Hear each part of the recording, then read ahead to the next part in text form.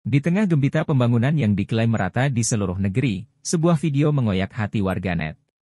Di Waiharu, sebuah wilayah terpencil di Kabupaten Pesisir Barat, Lampung, puluhan warga tampak bahu-membahu menandu seorang pria yang sedang sakit, menyusuri jalan berlumpur, menyeberangi sungai, dan melewati garis pantai hanya untuk menjangkaunya ke puskesmas terdekat. Pria itu adalah Rudi Meilano, kepala desa Pekon Bandar Dalam. Ia tengah sakit dan membutuhkan perawatan intensif. Namun tidak akses jalan yang layak memaksa warga harus menandu Rudi menggunakan tandu sederhana dari sebatang bambu dan kayu seadanya. Perjalanan itu berlangsung selama 6 jam penuh penderitaan, menempuh jarak sekitar 15 km dengan berjalan kaki. Bukan hanya tenaga, tapi nyawa pun dipertaruhkan karena melewati bibir pantai yang memungkinkan disapu ombak besar. Waiharu bukanlah satu-satunya desa dalam keterisolasian, bersama 3 desa lainnya Waitias, Bandar Dalam, dan Siring Gading. Wilayah ini dihuni oleh puluhan ribu jiwa. Namun hingga hari ini, lebih dari 7 dekade sejak Indonesia merdeka, mereka belum benar-benar merdeka dari keterbelakangan. Ironisnya, pembangunan jalan yang bisa membuka gerbang harapan terhalang oleh status kawasan hutan milik Taman Nasional Bukit Barisan Selatan, TNBBS. Berkali-kali pemerintah daerah mengajukan izin, namun hasilnya masih kabur, seolah tidak ada yang benar-benar peduli. Peristiwa seperti ini bukan kali pertama terjadi. Sudah berkali-kali warga Waiharu harus mempertaruhkan segalanya demi mengantar saudara, kerabat, atau tetangga yang sakit. Namun perhatian dari pemerintah provinsi maupun pusat masih sebatas janji dan basa-basi. Ketika pemerintah sibuk membanggakan infrastruktur dan pencapaian digitalisasi, ada warga Indonesia yang masih harus berjalan kaki berjam-jam menembus lumpur demi bertahan hidup. Ada kepala desa yang harus ditandu karena jalan menuju fasilitas kesehatan tak lebih dari jalur penderitaan.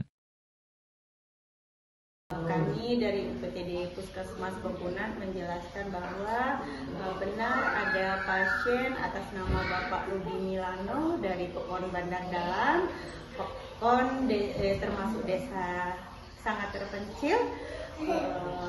Pasien Bapak Rudi Milano mengalami sakit yang butuh penanganan, sudah ditangani oleh bidan desa dan petugas pusu yang ada di daerah dalam, tetapi karena pasien memang harus membutuhkan pemeriksaan dan pelayanan serta pengobatan yang lebih lagi, sehingganya pasien dibawa keluar ke puskesmas induk sejak kemarin, tetapi terkendala jalan karena muara bedah, sehingganya pasien sampai di UPTD Puskesmas Bengkunat pada hari ini jam 1 siang dan langsung ditangani oleh pihak puskesmas dan sudah dilakukan pemeriksaan oleh dokter puskesmas, dilakukan pengobatan emergensi,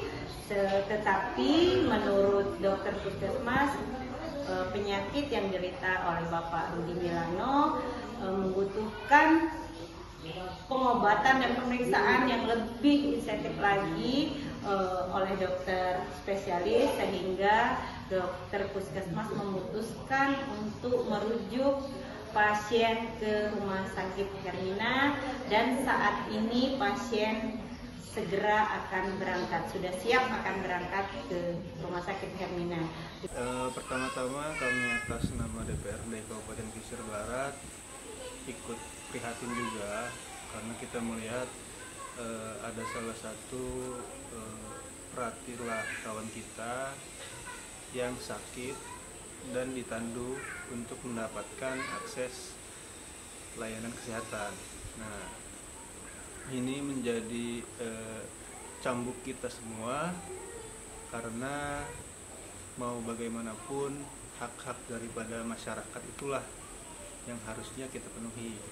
Nah, untuk itu kedepannya saya akan berusaha untuk mengajak kepada pemerintah daerah untuk segera berkoordinasi dengan pemerintahan provinsi, TNBBS, dan juga Dinas KLHK untuk melakukan langkah-langkah konkret percepatan infrastruktur di Waiharu seperti itu. Nah, ini kan kita lihat kan sudah berulang kali nih, bahkan ada yang meninggal ketua. Nah, mungkin sudah sampai mana kira-kira progres percepatan pembangunan dan izin yang akan diterbitkan oleh KLHK untuk Waiharu? Nah, itu kita perlu koordinasi lebih lanjut. Ya, untuk itu kami di DPRD Kabupaten Pesisir Barat akan mendorong dan juga berkoordinasi secepatnya dengan pihak-pihak yang bersangkutan seperti itu, karena pemerintah daerah sendiri juga tidak bisa melakukan upaya-upaya di dalam penanggulangan terkait dengan infrastruktur tersebut karena itu berbatasan dengan Taman Nasional Bukit Barisan tersebut. Harapan ke depan masyarakat di pesisir barat khususnya di Waiharu ini mendapatkan akses pelayanan dasar, infrastruktur, kesehatan maupun juga pendidikan yang layak lah, karena mau bagaimanapun juga mereka membayar pajak, mereka berada di negara Republik Indonesia, tentunya itu